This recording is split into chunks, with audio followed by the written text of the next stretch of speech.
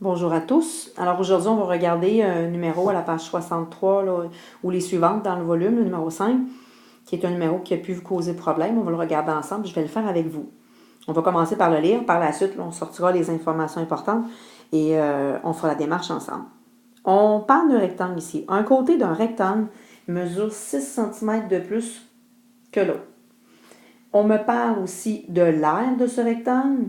On me dit que l'aire de ce rectangle est 2 fois plus grande que son périmètre. Alors ici, beaucoup de choses. On me parle d'un rectangle, on me parle de ses côtés, on me parle de son aire et on me parle de son périmètre. Question. Exprimer cette situation par une équation et on me demande quelles sont les mesures de ce rectangle-là. Si on me demande les mesures du rectangle, assurément, on cherche des valeurs numériques. Donc, le côté, la largeur et la longueur de ce rectangle-là mesure combien? Mesure combien de centimètres? Donc, ici, on est assurément en centimètres. Donc, voilà. Qu'est-ce qu'on ne connaît pas ici? On me dit, un côté d'un rectangle mesure 6 cm de plus que l'autre. On me parle assurément de la longueur ici, parce que la longueur est assurément plus longue que la largeur. Qu'est-ce que je ne connais pas ici? Je ne connais pas la largeur, que je vais appeler X. Donc, mesure de la largeur de mon rectangle. C'est ce que je ne connais pas ici. Par la suite, donc je vais juste aller corriger mon petit D là, qui faisait défaut ici. Donc, mesure de la largeur. On me dit que l'autre côté mesure 6 cm de plus que lui. Donc 6 cm de plus, ça fait pas mal, x plus 6. Et on me parle dans ce problème-là de l'aire de ce rectangle-là et de son périmètre. Donc, ce serait intéressant ici d'aller chercher l'expression algébrique qui représente son aire et l'expression algébrique qui représente son périmètre. On se rappelle que l'aire d'un rectangle, c'est l'intérieur, c'est la surface. Donc, si je vais aller exprimer mon aire, avec l'expression, avec les deux facteurs que j'ai ici, les deux expressions qui représentent mes côtés. Donc, on sait que l'aire d'un rectangle, c'est base fois hauteur. On va l'exprimer ça. Alors, la base, c'est x plus 6. Et ma hauteur, c'est x. Ici, on peut tout de suite aller distribuer, aller simplifier l'expression.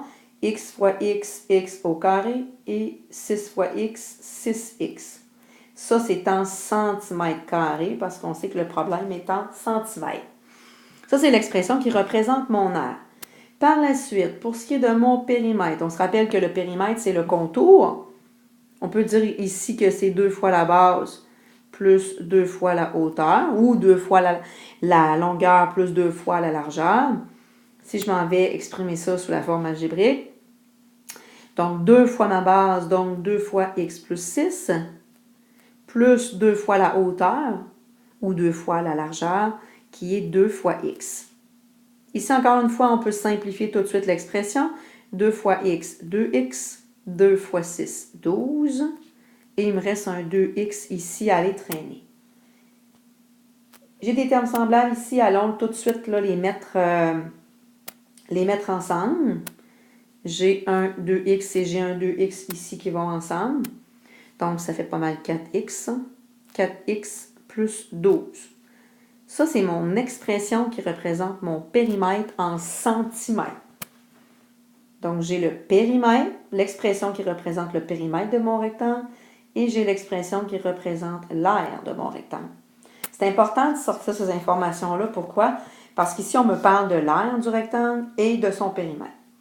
Ensuite, ce qu'on me dit, on me dit que l'aire de ce rectangle-là est 2 fois plus grande que son périmètre. L'aire, 2 fois, donc 2 fois, donc la multiplication ici, 2 fois plus grande que son périmètre. Allons tenter d'aller mettre l'expression qui représente ça et on va se retrouver par le fait même à répondre à la question A. On me dit que l'aire, donc l'aire c'est x2 plus 6x. Ça, c'est l'expression qui représente mon aire. Ça, c'est 2 fois plus grande que mon périmètre. Donc, mon aire, 2 fois plus grande que mon périmètre. Je vais aller mettre mon périmètre de l'autre côté, qui est 4x plus 12. Le x2, on le met où? Parce qu'on me dit que l'aire est 2 fois plus grande. Ça, c'est l'aire, 2 fois plus grande que son périmètre qui est de l'autre côté. Alors, le x2, on le met où? Comme l'aire est 2 fois plus grande, donc le périmètre, on peut penser qu'il est 2 fois plus petit. Alors, si on veut que ça reste une égalité, le x2, je vais devoir le mettre à l'expression du périmètre. Et c'est important ici de mettre nos parenthèses, parce que le 2, c'est 2 fois le périmètre en entier. Alors, voici l'expression initiale qui représente la phrase qu'on avait dès le départ, qui disait que l'aire est 2 fois plus grande que son périmètre. Ça, c'est l'expression initiale qui représente la situation. On vient de répondre à la question A. Et la question B, c'est quelles sont les mesures du rectangle. Donc, on cherche des valeurs numériques. Donc, c'est-à-dire, est-ce que ma largeur, par exemple, pourrait mesurer 8 cm, puis ici 8 plus 6 pour ce qui est de ma longueur. On cherche ces valeurs numériques-là. Si on cherche des valeurs numériques avec une expression algébrique, on va se retrouver ici à faire de la résolution d'équations. C'est ce qu'on va faire ici. On se rappelle que la première étape, simplifier les deux expressions de chaque côté et mettre tout ça égal à 0. C'est ce que je vais faire ici. À gauche, il n'y a pas grand-chose à faire. Et pour ce qui est de la droite, 2 fois 4x, 8x. Et 2 fois 12, 24. Et on met tout égal à 0. C'est la première étape de ma résolution d'équation. Je vais aller enlever 8x de chaque côté et je vais aller aussi enlever 24 de chaque côté pour que je m'organise que ce soit égal à 0 à droite. Parce qu'assurément ici, les 8x s'annulent et le 24 aussi disparaît. Qu'est-ce qui me reste à gauche? J'ai encore mon x au carré, j'ai mon 6x, et ensuite, j'ai mon 8x, moins 8x et moins 24. C'est ce que j'ai ici à gauche. Prenons le temps de simplifier cette expression-là, parce que ce qu'on constate, c'est qu'on a des termes qui sont semblables. Le 6x et le moins 8x sont des termes semblables. Tentons ici de simplifier l'expression dans un premier temps. 6x moins 8x, ça fait moins 2x et moins 24. Égal à 0. Ma première étape de résolution est faite. J'ai simplifié mon expression et j'ai mis ça égal à 0. Par la suite, ce qu'on doit faire, c'est qu'on doit, en étape 2, factoriser ça. Ce que je constate, c'est que j'ai un trinôme et devant mon x au carré, je n'ai pas de coefficient. En fait, c'est 1 qui est caché. Alors ici, ça sent la T1 à plein nez. C'est ce qu'on va tenter de faire ici. Alors, ma T1, je dois sortir ma somme, qui est mon paramètre B, et mon produit, qui est mon paramètre C, on se le rappelle. Donc, ma somme, c'est mon paramètre B, c'est ce qu'il y a devant mon X, donc ici, moins 2. Et mon produit, c'est mon paramètre C, qui est moins 24. Je dois trouver deux nombres, donc, qui me donnent un produit de moins 24 et une somme de moins 2. Tentons de trouver des facteurs de 24 pour nous aider. Donc, les facteurs de 24, 2 fois 12, ça c'est une possibilité. 4 fois 6, c'est une autre possibilité. Ici, ce qu'on doit constater, c'est que le produit donne un nombre négatif. Donc, on doit assurément avoir un des deux facteurs qui est négatif. On n'a pas le choix si on veut que le produit soit négatif. Si je regarde ici le 2 et le 12, que je mette le moins au 2 ou au 12, si je les additionne ensemble, je n'aurai assurément pas une somme de moins 2.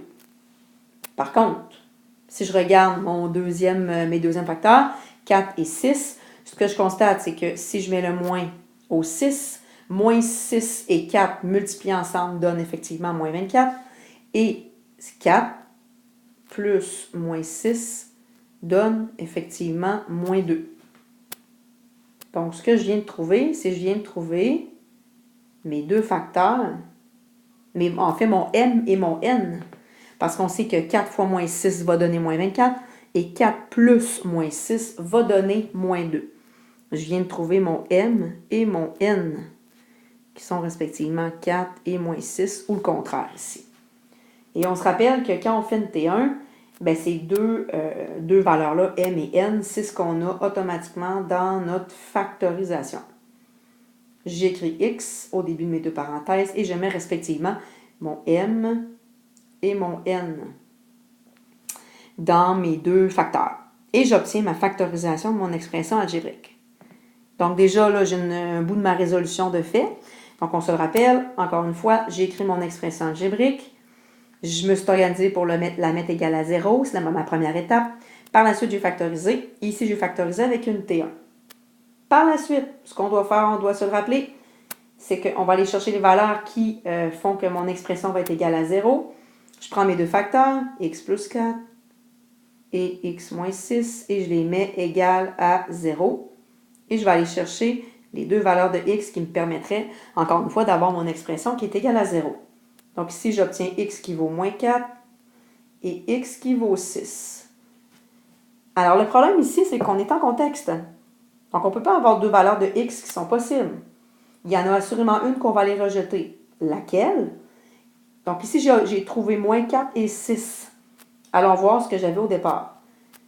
On se rappelle que ce que je ne connais pas, x, c'est la mesure de la largeur de mon rectangle. Est-ce que la largeur de mon rectangle peut prendre une valeur négative? Bien, assurément pas. Ça veut dire que dans ma factorisation ici, quand j'ai travaillé, je dois aller rejeter ma valeur négative. Parce qu'encore une fois, cette valeur-là n'est pas possible comme je cherche une mesure de côté de rectangle. Tu dois écrire à rejeter et tu dois m'expliquer pourquoi. Donc, car une mesure ne peut pas être négative.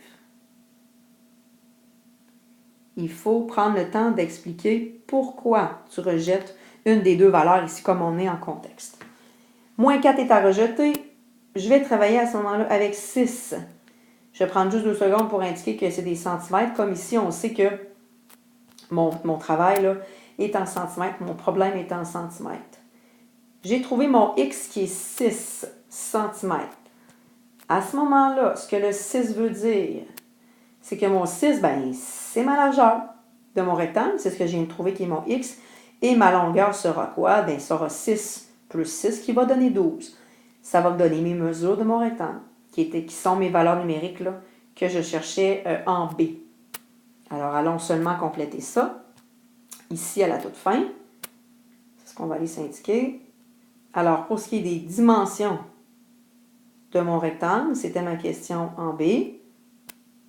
Alors, j'ai ma largeur. Ma largeur, c'est x, et donc 6 cm. Pour ce qui est de ma longueur, c'est x plus 6. Et donc, si je remplace mon x par 6, j'obtiens 6 plus 6 qui va me donner 12 cm pour ce qui est de ma longueur. Et j'obtiens mes deux dimensions de mon rectangle qu'on me demandait en B. Alors voilà,